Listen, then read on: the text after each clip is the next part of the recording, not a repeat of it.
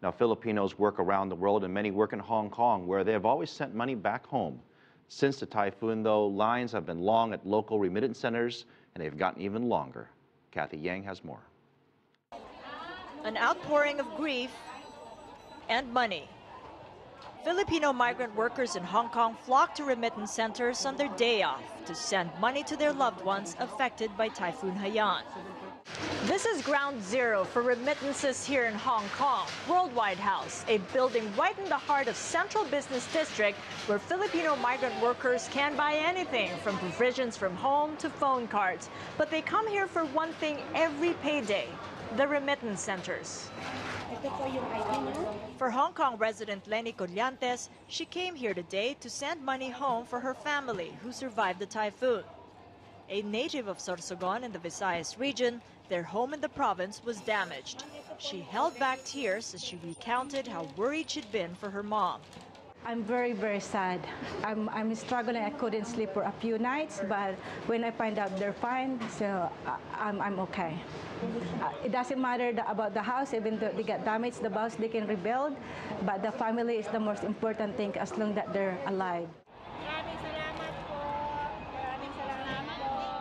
Others weren't so lucky. The anonymous donations, though, continued to pour in through boxes like these at the remittance centers to help those who survived. And for a city that employs over 140,000 Filipino domestic helpers, the biggest single contingent in Asia, these remittances for relief efforts are proving to be substantial.